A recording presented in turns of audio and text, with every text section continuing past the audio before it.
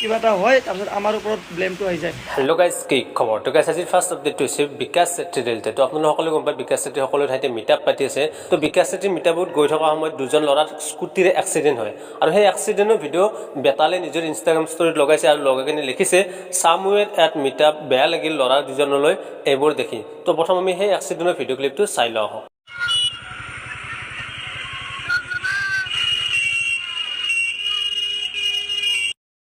তো এই এক্সিডেণ্টক লৈ বিকাশ চেত্ৰীও ৰিয়েক্ট কৰিছে। তো বিকাশ চেত্ৰী কি কৈছে আমি চাই লওঁ আহক। আৰু এটা মই ৰিকুৱেষ্ট কৰিব বিচাৰিম, আজি মই ব্লগত কমো এইটো টপিকৰ ওপৰত। মই সেইদিনাখনো মই ফাৰ্ষ্ট এপিছড যদি আপোনালোকে চাইছে আপোনালোকে নিশ্চয় গম পায়, এইবোৰ টপিকৰ ওপৰত মই বহুত মনোযোগ দি থাকোঁ। ৰাইডত ওলাই গ'লে ছেফটিৰ ওপৰত হেলমেট পিন্ধি থাকিব কওঁ মই। ওচৰত যে আহি থাকে বাইক চাইক লৈ কিনে একদম আমাক দেখা পাই পিছে পিছে আহে, মই কওঁৱে হেলমেট পিন্ধিব। এতিয়া মই ব্লগত কৈছিলোঁ প্ৰথম ব্লগটোত চাব, আৰু মই লগতে ক'ৰবাত মই কৈ দিওঁ মিটআপ হ'ব তাতে আহিবা, আমাৰ পিছে নালাগে। মই কিমান ৰিকুৱেষ্ট কৰোঁ যে আমি যেতিয়া ক'ৰবাত ৰাইডত যাওঁ, সেইটো এনেকৈ হ'লে অসমত ৰাইডে কৰিব নোৱাৰিম দেখোন। ৰাইড কৰোঁ পিছে পিছে 50টা 60টা বাইক 20টা 30টা বাইক এনেই আমাক দেখা পাই পিছে পিছে আহে।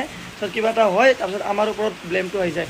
আমি কওঁৱে যে আমাৰ পিছে পিছে নাহিবা প্লিজ, ৰিকুৱেষ্ট কৰি কৰোঁ মানে য'তে য'তে যাওঁ। আজি এইটো টপিকৰ মই ব্লগত অকণ কমো, মানে যোৱাকালিও কিবা কিবি হৈছে ধুবুৰীত, এনেকুৱা হ'লে বেয়া লাগেতো। আমাৰ পিছে পিছে আহে, কোনে আহিছে কি আহিছে আমিতো নাজানো, আমিতো আমাৰ ৰাইডাৰকেইটাকে জানো আমি আমাৰ লগত।